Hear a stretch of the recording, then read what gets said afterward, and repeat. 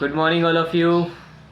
7 मई 2024 पार्ट 1 में आप देखा है, ये पार्ट 2 आज है। तो पार्ट 2 में हम आज ध्यान देंगे इंड्योरेंस और स्पीड पे। आज है वोटिंग डे, मैं करके आया वोट, आप भी कीजिए और देश को आगे बढ़ाइए। मैं कोच मदार, आप सबको मेरा नमस्कार टीजे स्पॉट की ओर से। और आप इस चैनल पे नए हो तो चैनल को सब्सक्राइब कीजिए और लाइक कीजिए, और ऐसी ही जानकारी के लिए हमारे बेल आइकन को दबाइए, जिससे आपको हमारी नई अपडेटेड नोटिफिकेशन मिलती रहे। और स्पोर्ट के रिलेटेड और इसमें भी एथलेटिक्स के रिलेटेड आपको ज़्यादा से ज़्यादा जानकारी मिलती रहे। ठीक है, तो आज हम स्टार्ट करेंगे स्ट्रेचिंग से। मेरे बच्चे स्ट्रेचिंग कर रहे हैं, आप देख सकते हो। ठीक है, तो ऐसे स्ट्रेचिंग नॉर्मली कीजिए।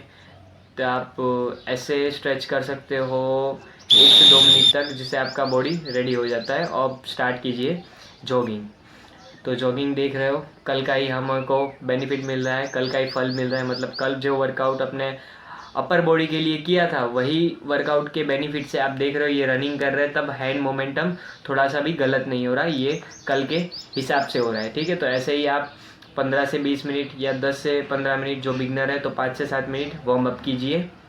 अब उसके बाद स्टार्ट कीजिए स्ट्रेचिंग और नॉर्मल रोटेशन, जिससे आपकी बॉडी प्रिपेयर हो जाए मेन वर्कआउट के लिए। आप देख रहे हो मेरे बच्चे वर्कआउट के बाद, वार्म अप के बाद तुरंत ही ये साइड जंप ले लिया, फ्रंट जंप ले लिया, ये सब जंप कर रहे हैं, और फिर रोटेशन ले लिया। ठीक है, और डिसिप्लिन तो मेन चाहिए।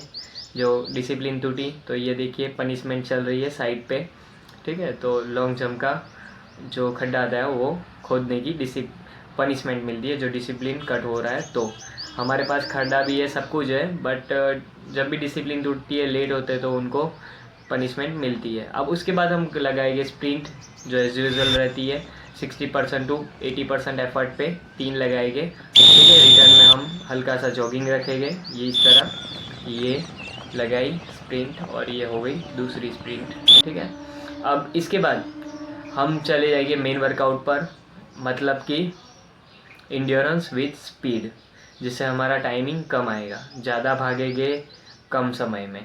तो इस तरह से, और इस पे हमारे को ध्यान देना है कि जो बच्चों का जितना इंटेंसिटी है उस हिसाब से उनको डिवाइड किया जाए, और उनकी जो मोमेंटम रॉन्ग आ रही है उन हिसाब से उनको वे में रखा जाए, जैसे हम अभी रख रहे हैं। ठीक है, ये थोड़ा सा जो गैप है बच्चों के बीच में, प्लेयर्स के बीच में, वो रीज़न इसका यही है। किसी को 12 राउंड है, किसी को 15 राउंड है, किसी को 8 ही राउंड है, तो किसी को 6 राउंड है।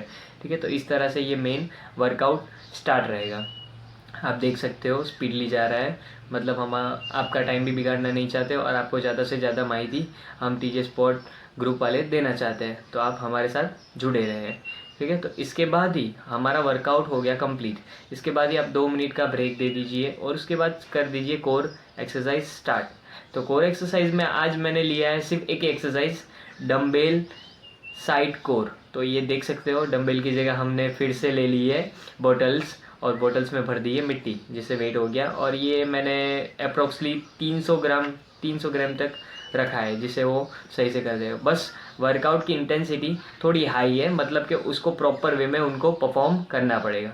अब उसके बाद हम ऐसे ही 5 रिपीटेशन लगवा सकते हैं इंटेंसिटी के साथ कोर एक्सरसाइज के। ठीक है, अब ये हो गया कोर एक्सरसाइज कंप्लीट। अब इसके बाद हम एज यूजुअल डेली जो करते हैं वही।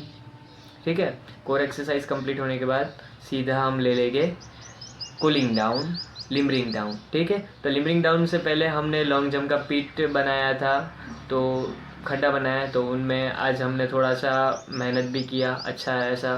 ठीक है, तो वो चीज़ भी ध्यान देनी चाहिए, जो चीज़ की बच्चों को ज़रूर है उस पर भी हमको ध्यान देना चाहिए। लॉन्ग जंप में हम थाइस वर्कआउट करवा सकते हैं, तो लॉन्ग जंप होना ज़रूरी है, मतलब कि लॉन्ग जंप की पीठ होनी ज़रूरी है, हाई जंप होना ज़रूरी है।